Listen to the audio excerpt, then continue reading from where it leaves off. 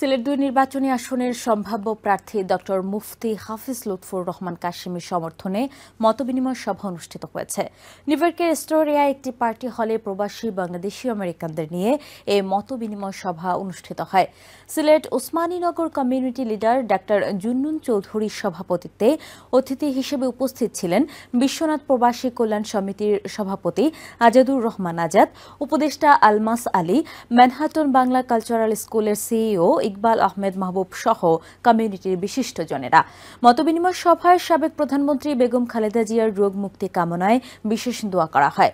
বক্তারা বলেন, বাংলাদেশের সিলেট-২ সংসদীয় আসন ওসমানীনগর ও বিশ্বনাথে রিকশা প্রতীকে বাংলাদেশ খেলাফত মজলিসের সংসদ সদস্য প্রার্থী ও সমমনা ইসলামী দলসমূহের সম্ভাব্য প্রার্থী ডক্টর মুফতি হাফিজ লুৎফুর রহমান কাশেমীকে নির্বাচনের মাধ্যমে সৎ ও যোগ্য সংসদ সদস্য নির্বাচন করা সম্ভব হবে।